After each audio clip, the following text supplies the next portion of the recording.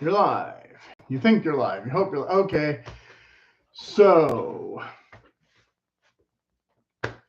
after Cyber Monday and after the holiday and everything and the Black Friday, the boots finally arrived. So, a little late to the game, but an unboxing. Now, the exact model is not on this. It just says 7709. So I don't know if what I put in the title is correct. And usually I take a picture of the box, but I couldn't find a picture of the box online. Now, typically I would do a head-to-head or try to, but I think the Timberland Pro boots that I returned already would have been the logical head-to-head, so I can't do a literal head-to-head because I already returned those. These cost more, but they were on sale, so they were like $180 or something plus tax, and I had pretty good luck with this company before, so they had a coupon, and I was going to buy an insulated pair of Thoro good boots because they sent me this brochure that is pretty much all Thoro good boots. It didn't have any other models that I can remember, or any other brands, I should say. But then when I started scrolling the website, I realized I didn't really need a pair of insulated Thoro good boots right now, because I already have some regular ones and I already have some insulated Georgia ones. So I thought, how can I make that money go a little farther? So for those of you who haven't seen the previous videos, I have Thoro good wedge soles, and I don't know if this will be a good comparison with this boot or not. These cost more, and so do you get more for your buck? I don't know. We'll see. Those, of course, are not the mock toes, and like I said, those are the wedge soles, and there's a bunch of different models of Thoro good boots that, again, looked appealing. So I don't know if that'll be technically a head-to-head with this boot.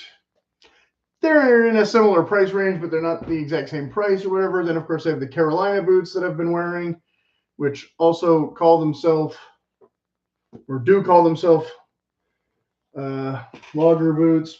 But recently, for personal reasons, it's going to be a separate video, not this one. I won't dwell on it, but I did remove the lugs with a hacksaw, which was not fun and took way longer than I thought it would. Since I'm not using these for outdoorsy, worky purposes, I just wanted to walk in them. But again, this leather is thin and malleable and quite a bit of squish, so not a very heavy duty boot. So a little bit of a comparison there. Of course, I was just wearing these. I just took them off to make this video so I could try these, or at least one of these on, because again, Red Wing, I just said that, Timberland, I forget what the other, I don't know, 3 or 4 brands lately. They've all run small. And this one, if I go to the website, like I said, I don't know if these are the 8-inch Lumberjack oil tan Shipyard. What's that say? 7709. Yep, that's it. Okay, so I did get the correct number because there's a different one that I used for the thumbnail. And then there's the 9-inch logger, which is taller with a taller heel.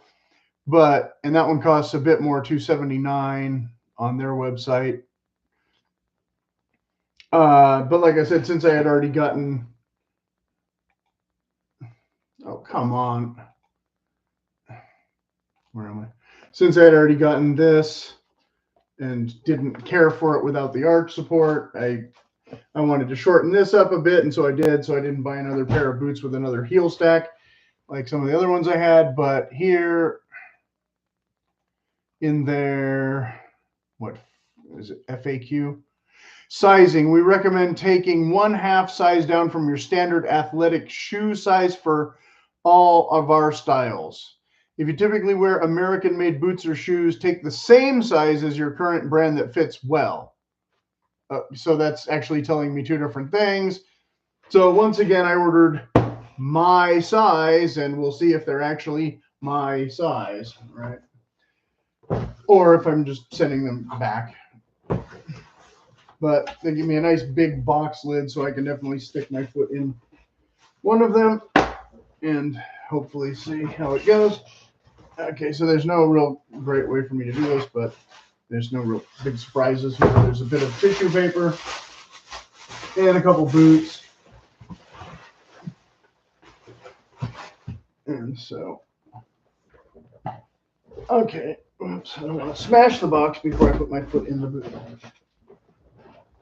So you've got your little embossed American flag there. It says handcrafted and made to last and USA. So there you go. And then it's just a typical Vibram outsole with typical lugs. Now the whites had the Fulton on sale in the mock toe with the similar tread. I almost bought those, and I found their sizing totally confusing. I'll have to do a video about that soon enough, I guess. There's a stamped, a little bit of branding, a bit of scuffing. But overall, they're basic standard combat boot, right? I should be able to take this one hiking if I want to, unlike the wedge sole ones. And again, with the lower heel, but without the arch support, so just a standard. And so the heel, like I said, I chopped that one down, and so they're almost the same height now. Basically. I didn't do the best job with these, but I got them as close to even as one could expect. So yeah, this leather is a bit nicer, a bit stiffer maybe than the Carolina. Okay, whoever did this with the laces really doesn't like me at all. So I'll try on the other one because it'll be easier to get my right foot in the thing. It looks like somebody's already tried this one on. There is some creasing and whatnot. I don't know, but like I said, this is standard lug. And then you've got your welt. Is that a plastic welt? I'm assuming for the price. Same as a Thorogood, probably. And whether it's going to say all the stuff about, made in USA of components or whatever, I don't know. I didn't see too much of that. Oops, okay, so this was down in the toe, and this was up in the shaft.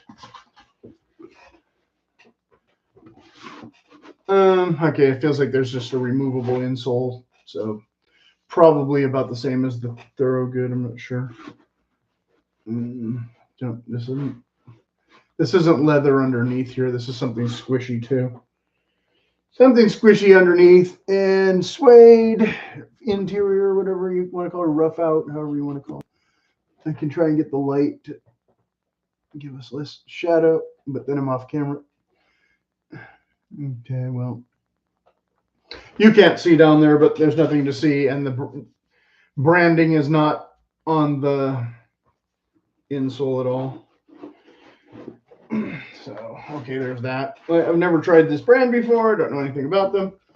The tongue is typical flimsy kind of tongue. No reinforcement, no padding. Just a thinner leather than the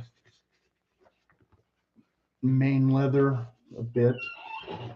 And the laces are the laces. And so we've got, 4 speed hooks here. Some eyes.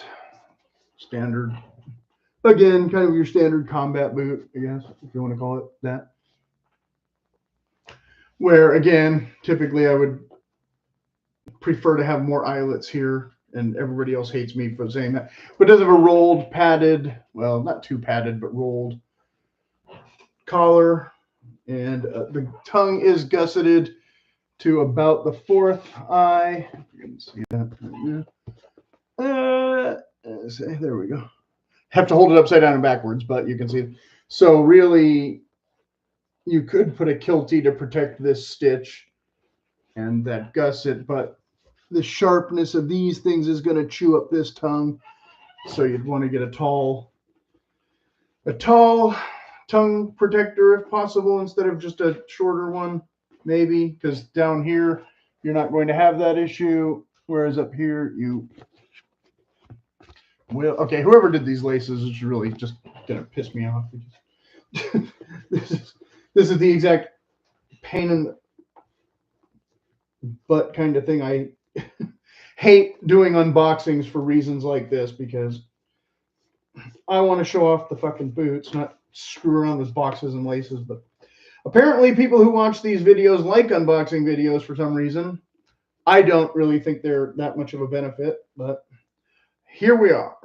A boot I've never worn, can't tell you much about, don't know if it fits, but it's direct from the distributor. Okay, so there's that and me wasting 30 seconds of yap time. So if you're still watching, hooray, after 10 minutes, you're finally seeing me maybe try on a boot.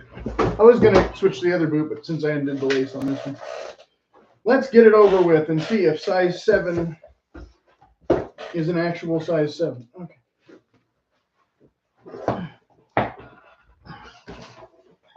Okay, if I'm wearing this to work, and the boot just fell on the floor.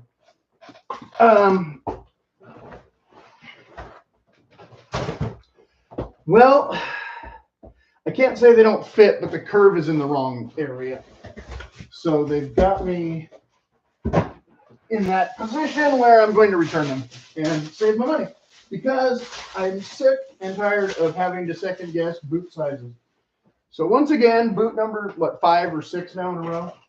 Because, okay, right through here is not in where I want it to be on my heel. And if I stand up, maybe it's not as bad. I don't know. But if I try and wear them to see if they fit, then I can't return them. Whereas if I just return them, I can get my $200 back. So maybe, I don't know. Because I've already bought tons of other boots, even though these look like the boots that I want. I don't know why this is pinching me here. Now, it's not going to be as bad as those AdTech boots, but those are only $45 or something ridiculous. See, there's no thing to poke me in here, but this is coming in the wrong place to put pressure on the part of my foot where you don't want pressure, right? That's where it's supposed to be comfortable. So you can walk around all day. And it's really kind of tight and awkward. And then if I had to go downhill in the mountains, I have no toe room. Now these, on the other hand, fit way too big. I put insoles in them. It doesn't help. I still have to pull them all the way tight with the laces. But these were cheaper because they're junk, but they're decent looking junk. But they also don't pinch my feet in that spot. So I don't know. I might, yeah. I might be doing the shortest boot reviews ever when it comes time, because I don't care if you made it in USA if you don't make it where I'm comfortable. Yeah, see, there's some kind of contour there of the thing. And I don't know if that will ease up or not. I don't know if I should be more patient or not. Well, anyway, I'll show off the second one that I may never ever wear. Okay, so, oh, there's a card. Usually I read that first.